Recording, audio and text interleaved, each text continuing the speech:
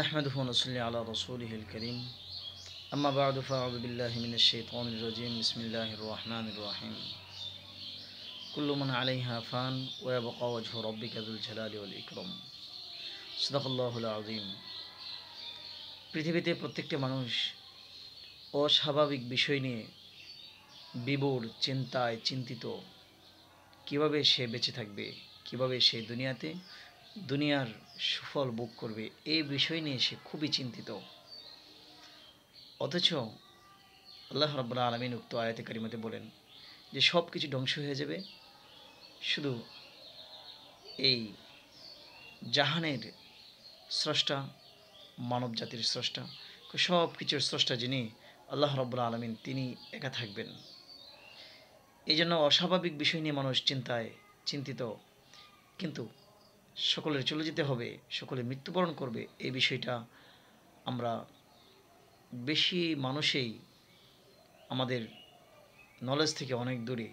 আমরা অস্বাভাবিক জীবন নিয়ে চলতে চাই, অথচ আমার জীবন, আমার মৃত্যু যে আমার কাছেই ঘুরছে। আমি ঘর থেকে বের হলাম, আমি আমার বাসা থেকে বের হলাম, গাড়ি নিয়ে বের হলাম, অ্যাক্সিডেন্ট হয়ে গেল, আমার রূহ চলে গেল।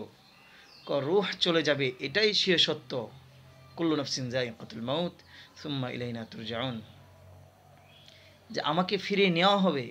এইটা হচ্ছে পৃথিবীতে বেঁচে থাকা, পৃথিবীর জমিনে বিচরণ করা, এই বিষয়টা হচ্ছে অস্বাভাবিক। কিন্তু মৃত্যু বিষয়টা, এটা হচ্ছে স্বাভাবিক।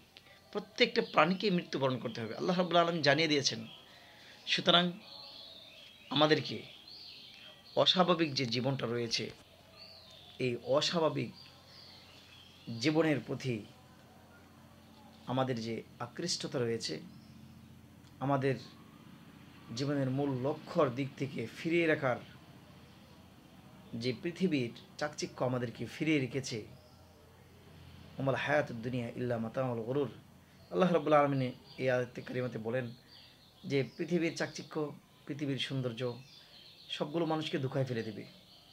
সুতরাং যেহেতু ধোঁকায় ফেলে দেবে, আমাকে মৃত্যুবরণ করতে হবে, স্বাভাবিক একটা বিষয়ের দিকে আমাকে চলে যেতেই হবে। তাহলে অস্বাভাবিক পৃথিবীকে নিয়ে, আমার অস্বাভাবিক জীবনকে নিয়ে, আমার অস্বাভাবিক সৌন্দর্য, চেহারা, আমার ধন সম্পদ, সন্তান সন্ততি, এদেরকে নিয়ে চিন্তা করে যদি আমি আমার আমলকে নষ্ট করে দিই, তাহলে এটা হবে সবচেয়ে বড় বোকার কাজ।